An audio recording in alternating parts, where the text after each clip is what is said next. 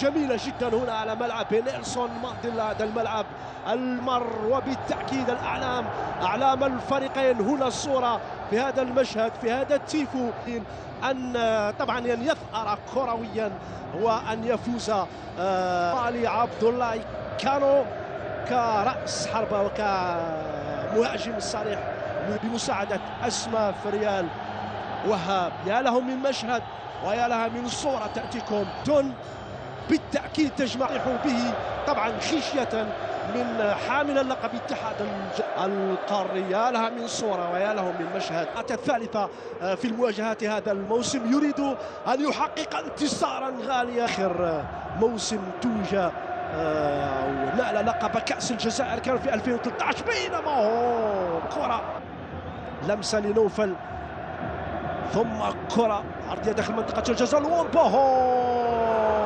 السلام ويا سلام على كرة ويا سلام على لمسة بالقدم اليسرى ثم الاستدارة والمقاسية. يا سلام رائعة جدا من ليونال لوامبا بهذا الشكل. دار واستدار وسدد بمقاسية رائعة ممتازة. كمال السوفي بصعوبة يبعد الكرة بينما هنا من زاوية أخرى اللقطة الرائعة والفرصة شباب قسنطينة ووفاق الصيف وشبيبة القبائل الجماهير الشغوفة المطالب.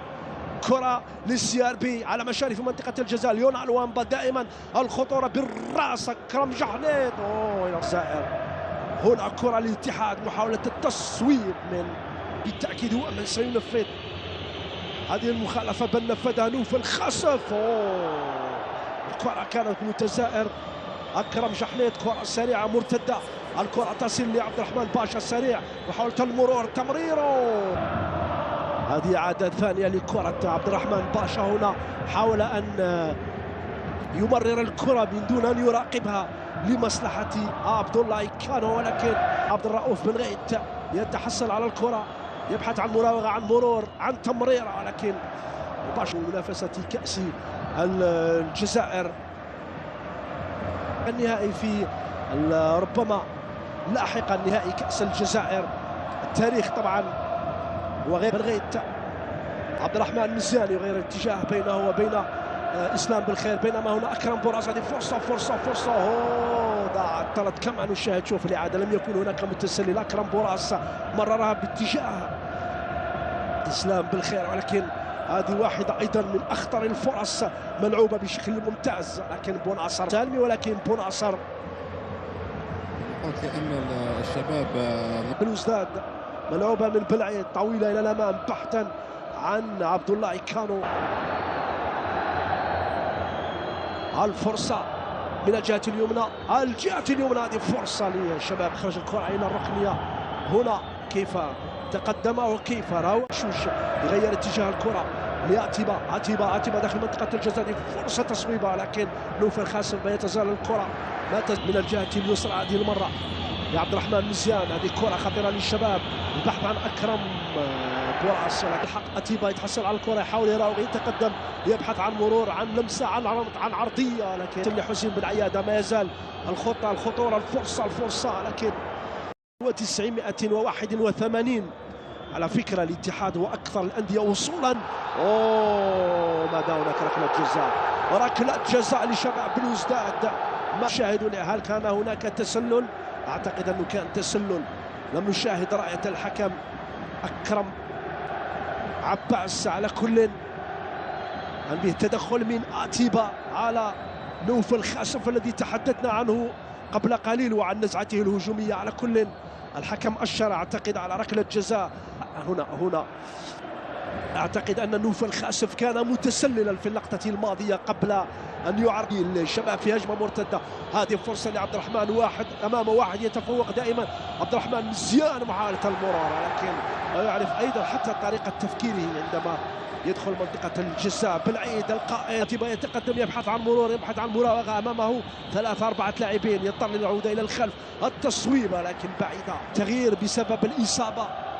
على كل اسلام ريلي سيأخذ مكانه بعد لحظات مثل ما قال الزميل وحده يتفوق عبد الرحمن مزيان العرضية خطيرة. الارتباك الدفاع البحث عن حسين بن عياد. استلام رائع حسين ممتاز بمهارة. ولكن التمريرة لم تعادت لإسلام. إسلام داخل منطقة الجزاء، دي فرصة لكن ابتعدت. فرصة تابع، لاحظوا هذه إعادة ثانية كما جاءت من دون أن يراقبها زين الدين بالعيد. كرة كادت أن تباغت حارس قندوز. شوف كما جاءت سوستارا ليون الوامبا امام لاعبين ممتاز. كرة لحسين بن عياد العرضية، الأرضية. اوه دات ماذا ضيع الشباب.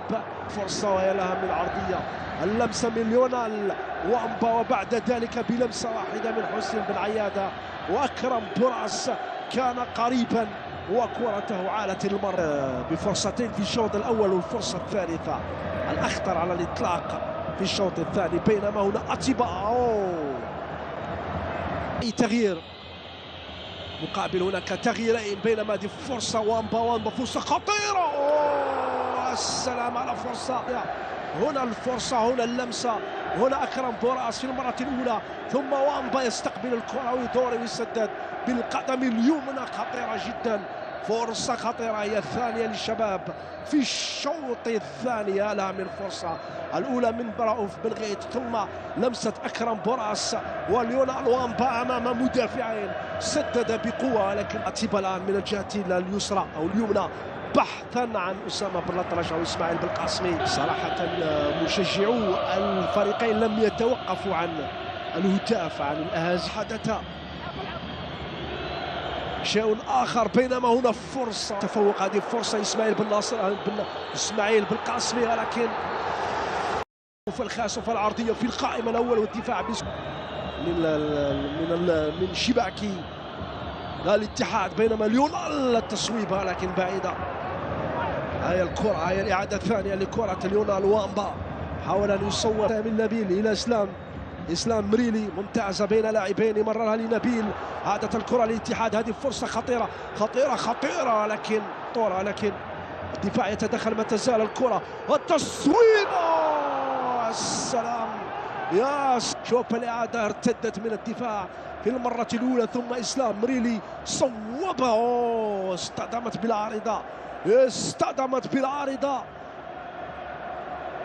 لشباب بلوزداد. الاتحاد كان قريبا في أبرز فرصة، أبرز لقطة وتصويبه. لو سجل هذا الهدف، لاحظوا من هذه الزاوية العارضة، طبعا نسبيا أقول لمصلحة مولودية الجزائر. بينما هذه الفرصة والتصويبة الخطيرة القوية قلت، والفرصة الخطيرة طبعا والمقوسة بشكل لمصلحة شباب بلوزداد، منفذة ضاعت. يا لها من فرصة، ويا له من ارتقاء، ويا لها من رأسية من بالخير. بقي الجميع يتفرج واقفا متسمرا يشاهد الكرة وهي تتحول مباشرة، وصدها وردها القائم بهذا الشكل. فرصة أخرى لشباب بلوزداد. الشباب مرة أخرى هو الأقرب لتسجيل الهدف الأول. القائم الأيسر للحارس السوفي. الشباب الآن يضغط. فرصة بالقدم اليسرى. الشاهد تابعوا نوف الخاسف هذه المرة. شوف كيف يتخلص ليونال وامبا من رقبة بالعيد ويصوبها. كان الشغوفة والمحبة والعاشقة لكرة القدم. بينما هنا من أجل تسجيل الهدف الأول الركنية منفذة من عبد الرحمن مسيان بالراس، هذه المرة فوق أكثر من رائع من لطفي بكواس. انطلق الشوط الإضافي الثاني الأخير. بينما هنا تصويبة من أسامة بانطلاق الشوط الثاني. هنا كرة بالرأس من أسامة بن الأطرش ومن إسماعيل بالقاسمي في المرة الأولى، وفي المرة الثانية حاول أن يباغت، بحث عن الزاوية. عادت شبابية الكرة، كرة طويلة، لكن هذه المرة رأسية وامبا. شكرا بلال. بالتأكيد وصلنا إلى مرحلة الحسم، وصلنا إلى المرحلة طبعا التي قد يلعب فيها الحظ، أو سيكون الحظ هو الفاصل في تحديد المتأهل إلى النهائي، نهائي كأس الجزائر. ويواجه مولودية الجزائر المتأهل بالأمس على حساب النادي الرياضي القسنطيني. انتهى كل شيء، انتهت 90 دقيقة وانتهت 120 دقيقة الآن إلى ركلات الترجيح، إلى ركلات الجزاء، سموها كما شئتم. سفيان أرحب بك مجددا. بالتأكيد الأعصاب الآن أو لعبة الأعصاب ستبدأ بعد لحظات. إذن بعد قليل بالتأكيد في انتظار أن يجهز سفيان. المباراة كما ذكرت انتهت من دون أهداف. الآن الجماهير تترقب، الآلاف الحاضرون هنا على ملعب نيلسون مانديلا يشدون على قلوبهم. ستحبس الأنفاس، من سيتأهل، من سيسجل الركلة، من سيضيع. طبعا هذه كلها تفاصيل سنتعرف عليها بعد لحظات. العلامة الكاملة لجماهير الفريقين سواء اتحاد الجزائر أو شباب بلوزداد الذين أمتعونا اليوم على المدرجات بصور جميلة وكانوا حاضرين هنا في ملعب نيلسون مانديلا منذ الساعة 5 ليصنعوا لنا صورا ولوحات فنية تعكس طبعا حضارتهم وتعكس أيضا حبهم ونبلهم أيضا وتشجيعهم اللامتناهي لفريقهم اتحاد الجزائر وشباب بلوزداد. لطفي بوكواسا طبعا وتحديد اللاعبين الذين سينفذون ركلات الجزاء ومن سينفذ الركلة الأولى. حسين سالمي من جانب شباب بلوزداد والقائد أيضا من جانب الاتحاد بالعيد. الركلات ستبدأ بعد قليل. كنا شاهدنا وتابعنا قبل نهاية الشوط الإضافي الثاني دخول الحارس رضوان معاشو طبعا وكمال. يا لها من صورة جميلة بين معاشو وأيضا كمال الصوفي اللذين سيكون لهما طبعا تأثير وسيكونان حاسمين بالنسبة لهما. كل الأنظار ستصوب نحوهما نحو حراسي المرمى. سيكونان حاسمين بالتأكيد في التصدي لركلات الجزاء سواء من الفريق الأسود والأبيض. لحظات وتنطلق الركلات. تنطلق طبعا هذه اللعبة التي بالتأكيد ستشد القلوب وستحبس الأنفاس والكل بالتأكيد يترقب وينتظر من سيفوز، من سيحسم البطاقة الثانية المؤهلة إلى النهائي. من سيبدأ، من سينفذ؟ الاتحاد أعتقد هو من سينفذ الركلة الأولى. اتحاد الجزائر الحكم لطفي بوكواسا ومساعده عباس أكرم يتوجهان في هذه اللحظة. الاتحاد وزد الدين بالعيد هو من سينفذ الركلة الأولى. سفيان. نعم الاتحاد العاصمة سينفذ الركلة الأولى. القائد الفريق بالعيد هو الذي إذن زد الدين بالعيد هو من سيأخذ على عاتقه تنفيذ الركلة الأولى. هي المسؤولية التي يتحملها القائد في كل مرة. تعليمات الحكم لطفي بوكواسا للحارسين بينما هنا الصورة والترقب والشغف والحسابات كلها الآن من أجل ركلة الترشيح. الركلة الأولى للاتحاد. هل سينجح اتحاد الجزائر في صد أو في تسجيل الركلة الأولى أم سينجح رضوان معاشو الذي راهن عليه باكيتا من أجل صد الركلة أو صد ركلة الجزاء؟ سيصد هذه الركلة طبعا زين الدين بالعيد بخبرة السنين وبثقة وباقتدار. سجل الكثير أو كان تقريبا الرقم 1 في اتحاد الجزائر من يسدد ركلات الترشيح.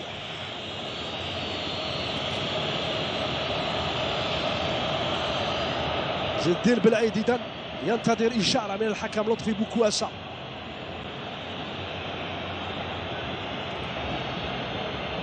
زين الدين بالعيد في مواجهة رضوان معاشو.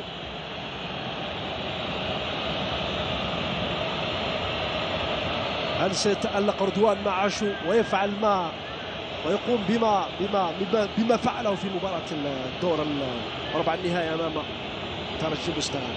زين الدين بالعيد ورضوان معاشو، وأول ركلة في المباراة اتحاد الجزائر شباب بلوزداد.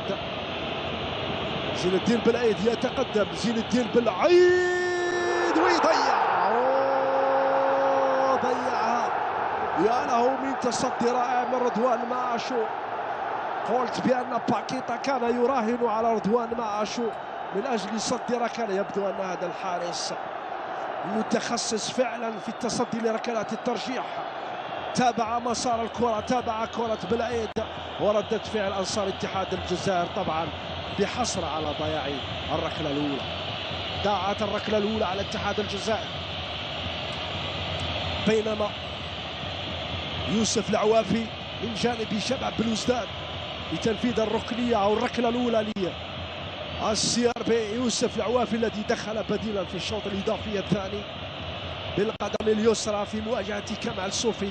هل سينجح الشباب في التسجيل أم ينجح كمال صوفي في التصدي؟ ركلة أولى، الركلة الأولى ناجحة، هدف أول أو ركلة أولى، ركلة مقابلة لا شيء. ينجح شباب بلوزداد إذن بتسجيل الركلة الأولى، متفوق الشباب ب1-0 أو بركلة مقابل لا شيء. ركلة ناجحة بقوة، اختار الزاوية البعيدة من مرمى كمال صوفي. يوسف العوافي المتخصص أيضا في ركلات الحرة. سعد رضوان الآن للاتحاد، يتقدم سعد رضواني، هل ينجح الاتحاد؟ سعدي، يا له من حظ عاطر، يا له من حظ عاطر الاتحاد. مجددا الاتحاد يضيع الركلة الثانية، وفرحة جماهير شباب بلوزداد. هذه المرة القائمة الأيمن يرد كرة سعد رضواني، رغم أن رضوان معاشو تابع مسار الكرة. أي حظ لاتحاد الجزائر في ركلات الجزاء لحد الآن، وفرحة لاعبي شباب بلوزداد. رؤوف بن غيت يتقدم الآن الركلة الثانية لشباب بلوزداد. الاتحاد لحد الآن فشل في تنفيذ أو في تسجيل ركلتين عن طريق بالعيد وعن طريق رضوان السعدي، بينما بالغيت يستعد لتسديد الركلة الثانية فوق المرمى هذه المرة، وعادت الروح للاتحاد، عادت الروح للاتحاد مجددا، وفوت بالغيت فرصة على شباب بلوزداد من أجل تسجيل الركلة الثانية والابتعاد والاقتراب من التأهل إلى المباراة النهائية. فوق المرمى كانت بقوة، سددها بقوة عبد الرؤوف بن غيت، وحصرت جماهير شباب بلوزداد. عادت الروح قليلا لفريق اتحاد الجزائر، هذا عبد الرؤوف بن غيت. إذا ركلتان لكل فريق. الركلة الثالثة الآن لأكرم جانيت، هل سينجح أكرم جانيت في تسجيل الركلة الثالثة لاتحاد الجزائر؟ يتقدم أكرم جانيت، يتقدم أكرم.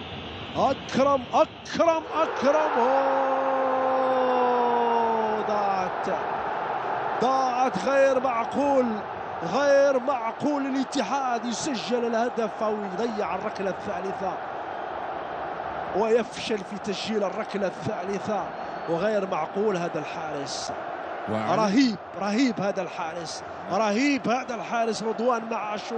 حتى في الركلة الثانية اللي صدها القائم تابع مسارها. رهيب هذا الحارس رضوان معاشو، كان محقا باكيتا عندما أقحمه في اللحظات الأخيرة من المباراة. الاتحاد إذن يضيع ويفشل في تسجيل الركلة الثالثة، وبالخير إذا ما سجل الركلة الثالثة الآن سيقترب الشباب من التأهل. بالخير في مواجهة كمال صوفي، بالخير صوفي، بالخير يسجل، ينجح شباب بلوزداد في تسجيل الركلة الثالثة. شباب بلوزداد صار أقرب إلى التأهل من اتحاد الجزائر. الكرة في جهة، وكرة وتصويبة وركلة عبد النور أو إسلام بالخير باقتدار، بثقة، بخبرة، يضعها بهدوء من الجهة اليمنى للحارس كمال السوفي. دور على آدم عليلات الآن على الاتحاد، فشل على طول الخط لحد لحظة. 3 ركلات الآن، الركلة الرابعة. هل سينجح أخيرا اتحاد الجزائر من التسجيل أم سيفعلها رضوان معاشو؟ هل سيفعلها رضوان أم سيسجل آدم عليلات؟ يتقدم آدم عليلات ورضوان معاشو. آدم هذه المرة في الزاوية البعيدة. ينجح أخيرا اتحاد الجزائر في تسجيل الركلة الرابعة بعدما فشل في 3 ركلات سابقة. هذه المرة قلت أن معاشو لا أقول رهيب، ولكن الحارس اكتشاف بالنسبة لنا على الأقل في التصدي لركلات الجزاء. تابع كل الكرات، تابع مسار كل كرات فريق اتحاد الجزائر. ليونال لوامبا الآن الركلة الرابعة للاتحاد أو لشباب بلوزداد.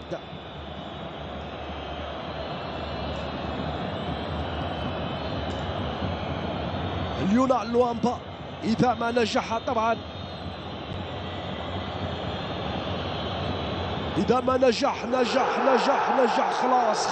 خلاص. مبروك لشباب بلوزداد. الركلة الرابعة حاسمة وفاصلة ومؤهلة لشباب بلوزداد. مبروك. السلام عليكم خواتي، معكم قريدسون. مبروك للفائز. نتمنى منكم قبل ما تخرجوا من هذا اللايف تدعمونا بالاشتراك في القناة وتفعلوا الجرس، وفرجة ممتعة وحظ الموفق للفريقين. شكرا لكم على المتابعة. وللمرة الثانية على التوالي الشباب الذي توج بآخر لقب في 2019 يمني النفس بلقب آخر هذا الموسم، موسم 2023-2024. ركلات الجزاء كانت حاسمة وفاصلة، ومبروك لشباب بلوزداد وحظ موفق لاتحاد الجزائر. شكرا للفريقين اللذين قدما لنا مباراة كبيرة في هذا المساء الكروي الجميل على ملعب نيلسون مانديلا. شكرا لك أيضا سفيان مهني، كنت معنا منذ بداية المباراة. على كل المعطيات نترككم مع هذه الفرحة، فرحة جماهير شباب بلوزداد، والتي نتمنى لها التوفيق إن شاء الله، والتوفيق أيضا لجماهير فريق الاتحاد الجزائري ولاعبيه في قادم مباريات البطولة الوطنية وأيضا في كأس الكونفدرالية الإفريقية. إذن سفيان ستكون بعد قليل بلا شك مع الزميل بلال بناري. نعم عبد العزيز، في تصريحات مباشرة البلاطو التحليلي. أما أنا فأقول لكم شكرا على المتابعة والوفاء. نلقاكم إن شاء الله في فرص لاحقة. شكرا لك سفيان مهني ولجمهورنا الرياضي الكريم الذي تابعنا بهذا ألف مبروك لشباب بلوزداد وحظ موفق إن شاء الله لاتحاد العاصمة. وهو كذلك مشاهدينا متابعينا، نشكر لكم طيب المتابعة. نلقاكم إن شاء الله في مواعيد لاحقة بحول الله. العودة بعد قليل للزميل بلال بناري والاستوديو التحليلي. إلى اللقاء.